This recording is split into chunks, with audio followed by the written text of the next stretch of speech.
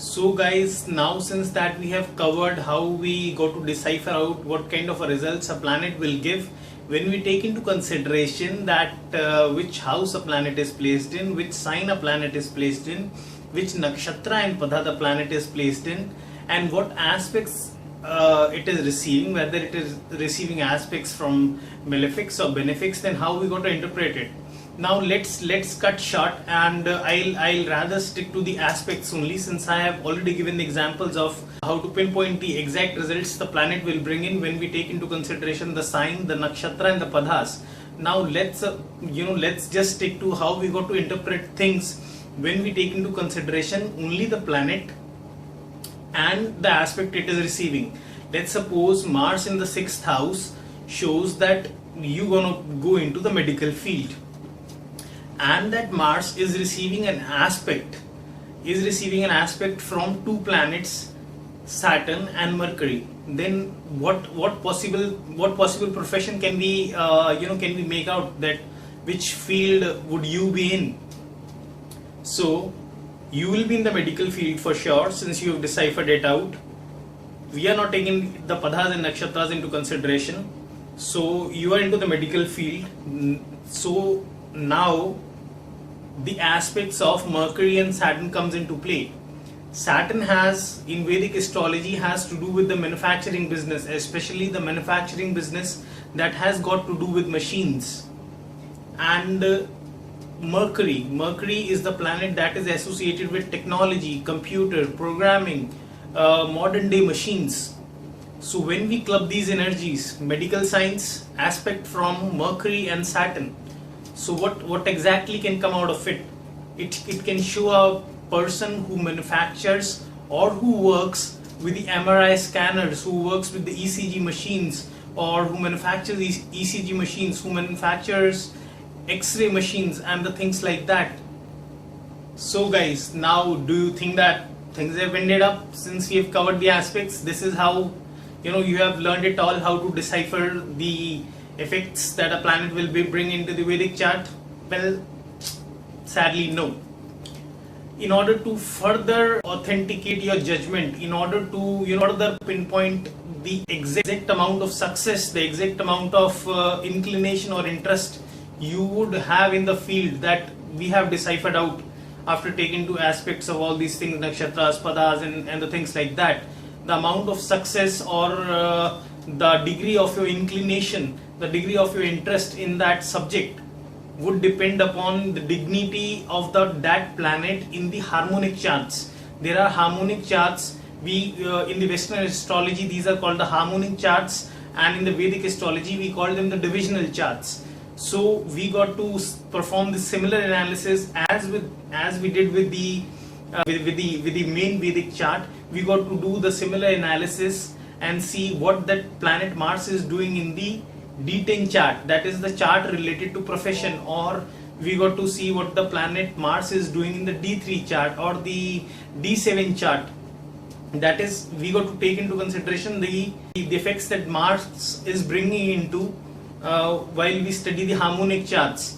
After only then, if that planet Mars is placed strongly in those harmonic charts, then only we can actually say that whether you gonna be successful in this field, to what extent you would be successful in that field, and to what extent your interest or inclination would be to that field.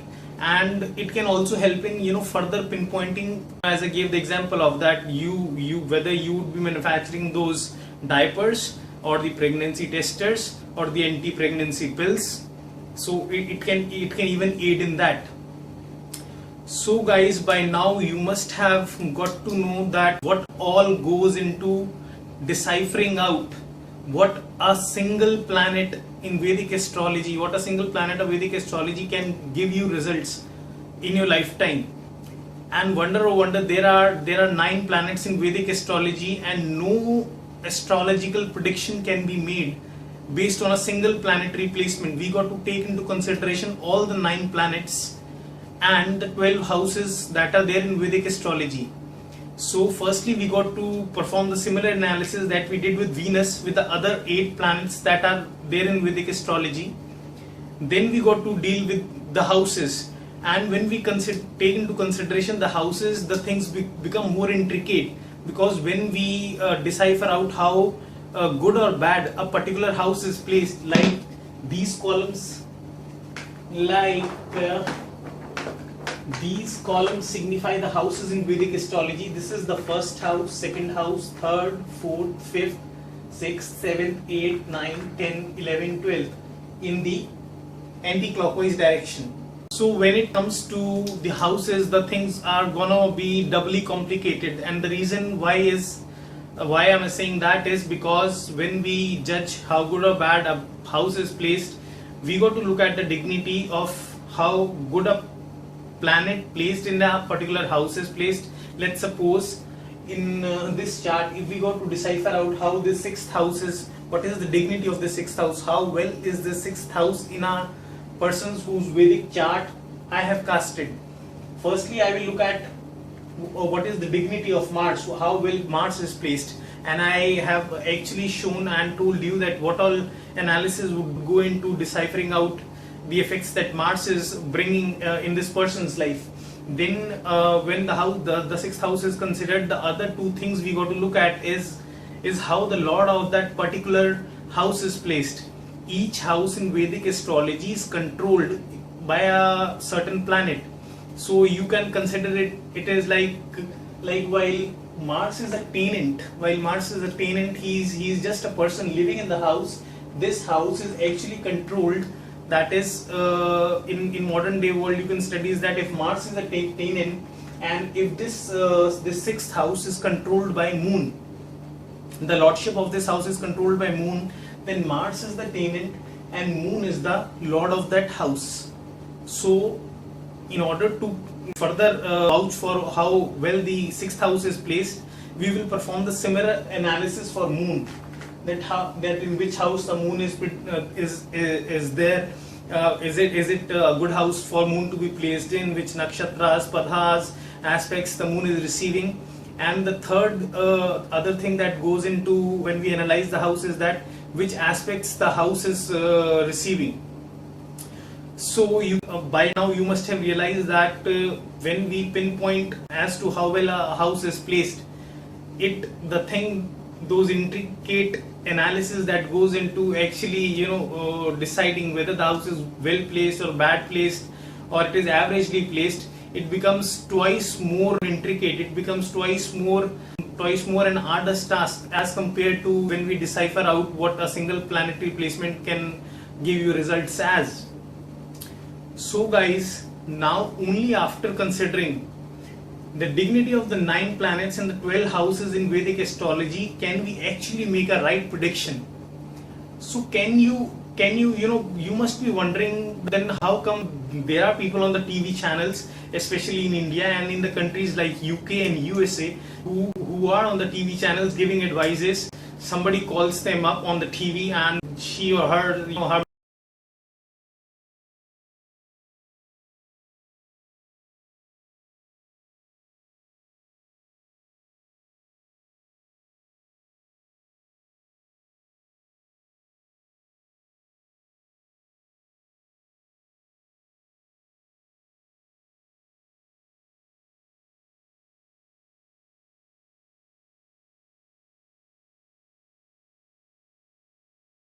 her mother says that my child is suffering, he's not good in studies, things like that, and that person cast in the chart, and within 2 minutes he would say that it is because of the Mars being wrongly placed, or Mercury being wrongly placed in his chart, and these are the remedial measures that are to be performed. And this is how he's making a fool out of you. This is how he's putting a total shit on your face. Is it humanly possible for any person to reach to accurate analysis after all the steps that are to be taken into consideration that we just discussed? No, it's absolutely not. Then how can that person make an statement in just 2 minutes? That's absolute bullshit. He is just fooling you big time. And then you must have I have seen many people on the YouTube who are making videos on Leo for how is gonna be the September month for the Leo people in 2013. how is going to be the Leo horoscope, the Aries horoscope for 2013. Are those things really essential or going to affect your life, or those columns that you read in the newspapers?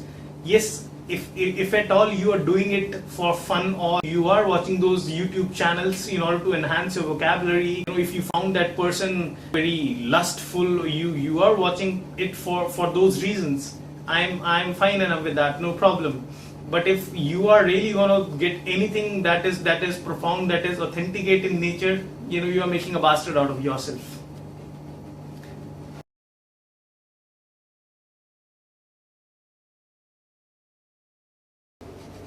So guys, coming on to the last point that we have in our very first episode, well, it says that what can you expect from this YouTube channel of mine?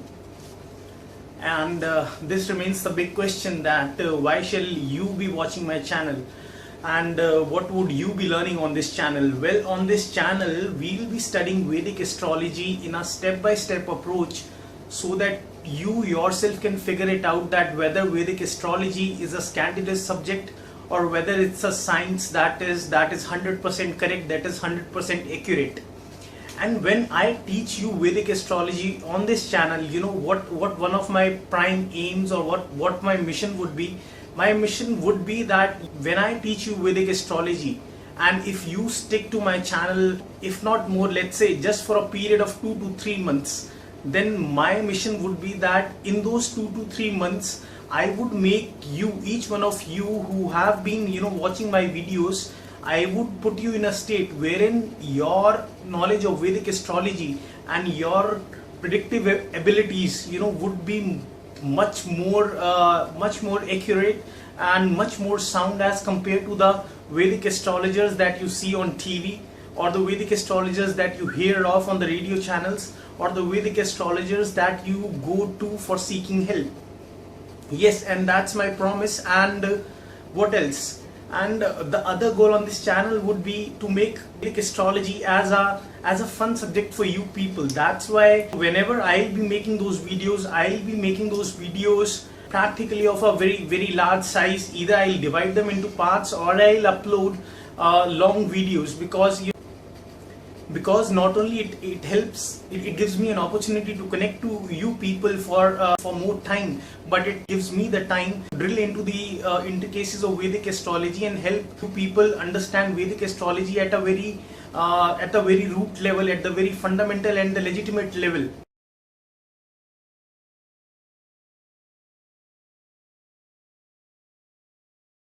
So some of you might be wondering that how we're going to be proceeding, like what are going to be the episodes dealing with after we cover up with this introductory episode. Well, we'll first start with the houses in Vedic astrology, and we'll study what each house in Vedic astrology stands for. What does the first house in Vedic astrology stands for, then second, then third. So it will be a series that we'll be covering 12 houses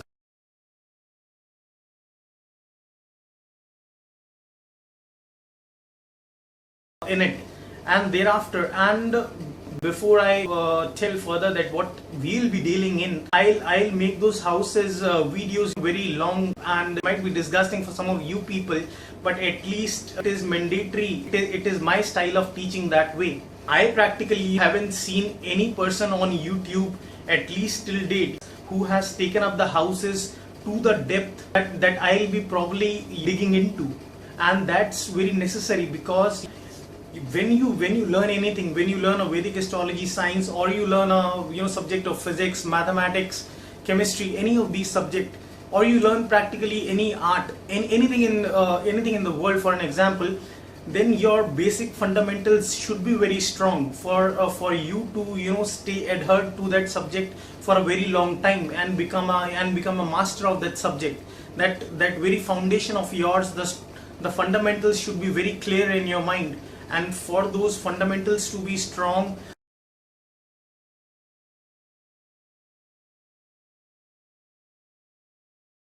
you may have to put in a lot of effort. You may have to watch in my long videos, but it will put you in a state wherein your concept of Vedic astrology would be very clarified, as probably nobody is doing it is on Facebook right now. Well, I shall not rather say too much of it, because I feel like I am blowing my own trumpet out here, and this is something that is not an integral part of my personality. So anyways, checking that off, after those houses, we'll be covering the planets, that what are the 9 planets in Vedic astrology, and what all those 9 planets signify and stand for. Thereafter, there will be series of 5-7 episodes in which we'll be covering the introductory aspects related to Vedic astrology. So in some of those videos we'll be studying about what are the aspects in Vedic astrology, what are the yogas and the conjunctions. At least we'll study what do they mean at the root level. We won't drill down into the very depth of those things, but at least I'll give you a fair picture.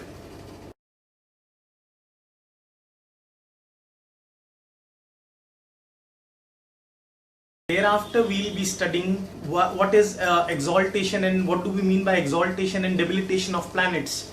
Well, I'll clear it out here itself. I'll just give you a brief introduction about that. Debilitation is a term which means that whenever we say that moon is debilitated in this sign, it just means debilitation is a term which means that the sign where the planet is least strong, and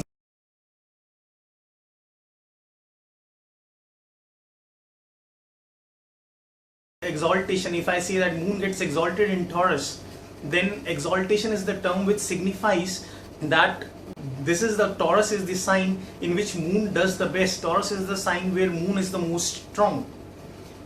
And not only will be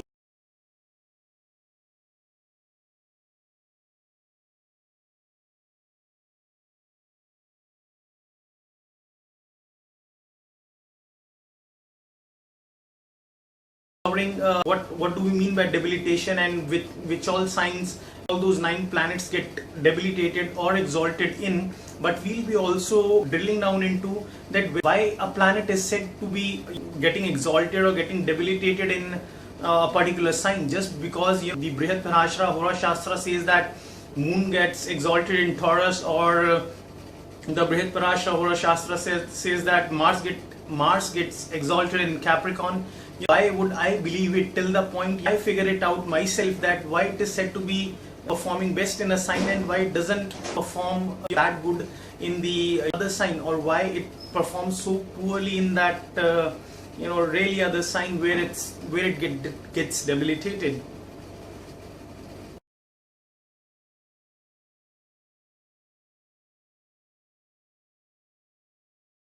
And then one of those episodes would be dedicated to the enmity and the animosity. Why there are terms like that moon is the enemy of sun, or sun is the arch enemy of Saturn. Moon is not a enemy of sun. Moon is a friend of sun. Moon is a enemy of Saturn. And why sun is the arch enemy of Saturn, and why moon and sun are friendly. All those terms would be taken into consideration, that why actually it is said in the Vedic text that these and these are friends and these are enemies, and why 2 planets form a good if they are placed with each other. Why they make use of integrate both in their qualities and perform best, and why such a planetary combination of the 2 planets where the 2 are the arch enemies of each other. What kind of chaos that planetary combination can create, since those 2 energies cannot synchronize with each other, since they are arch enemies of each other. So if Sun and Saturn are placed with each other, that is, they are the arch enemies. It will obviously create some sort of a tension. And suppose if Moon and Sun are placed together, since they are friends to each other, they'll integrate both of their energies, and they'll be rather boosting each other up. They'll be rather encouraging each other to give the results to the best of their potential. And then we'll be studying the Ascendant series.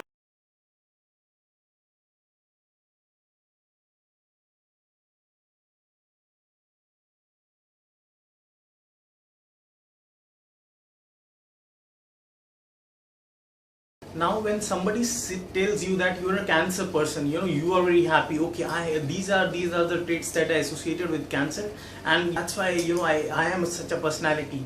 Well, you don't know, when he calls you Cancer personality, the very thing you must be asking that person is that what do you mean by that, because it has three meanings. It could mean that you are a Cancer ascendant. It could mean that he says that you are a Cancer person since you have your moon placed in a sign of Cancer, or he could say that you are a Cancerian personality since you have Sun placed in a sign of Cancer. So while the Western astrology lays more emphasis on the Sun sign, the Vedic astrology lays more emphasis on the Moon sign, and it is the Moon sign determines the major things that can actually figure out more about your inner self, what's going on in your life, than the Sun sign. And wonder why? Just because Moon is the mind. That is where our mind is inclined towards. What are we actually thinking?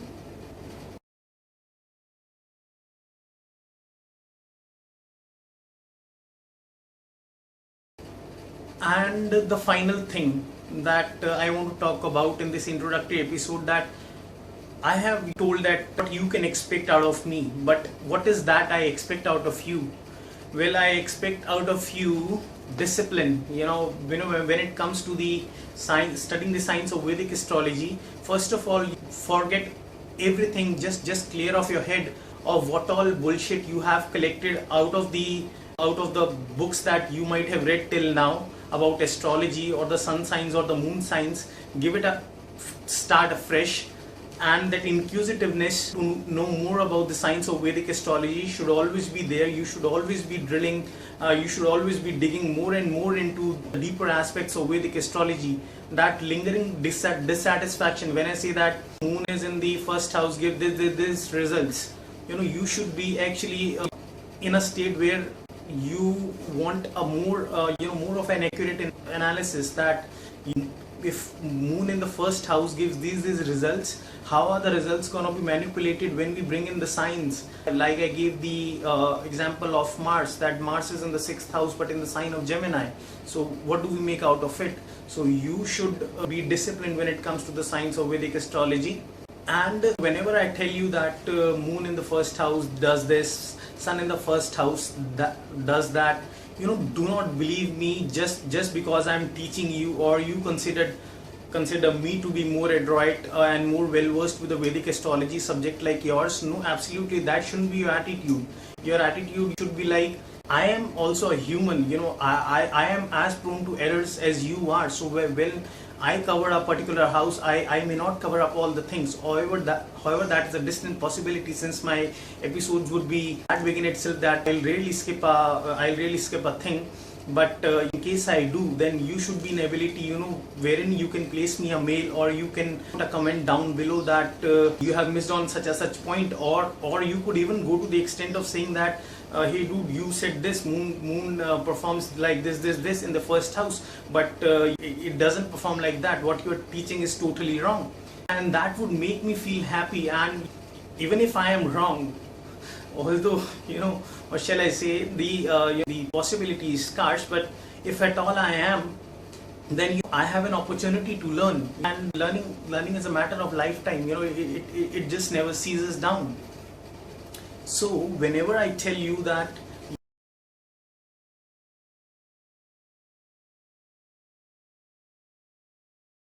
sun gives these results in the first house, so what your approach should be like. You should first see the chart of yourself, that whether you have your sun in the first house or not, and you have your sun in which house. And suppose you have your sun in the 8th house, so when my episode comes of sun in the 8th house, you should study that what all I am telling, does it comply with you? Is it the similar things I am vouching for happening with you as well?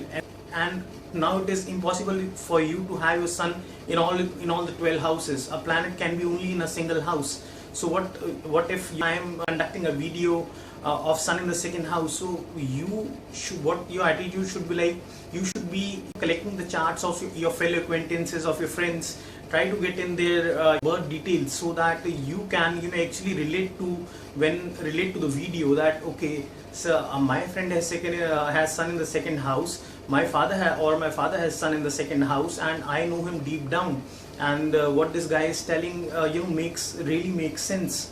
So this should be your approach to astrology.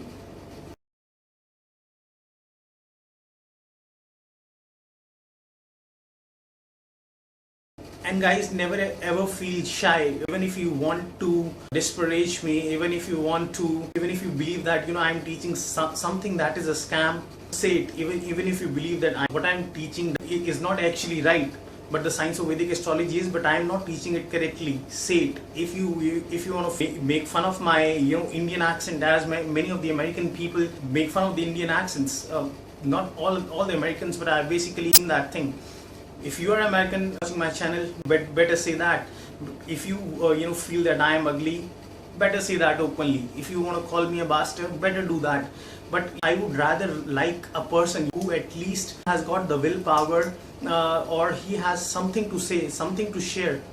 He has got something to something to write. And now what I make of it, whether I feel bogged down or I take it as an opportunity to improve upon my English accent or to improve upon my looks, is up to me. But I would rather love a follower like you, who is actively disgracing me, who is actively declaring that Vedic astrology is a total scam.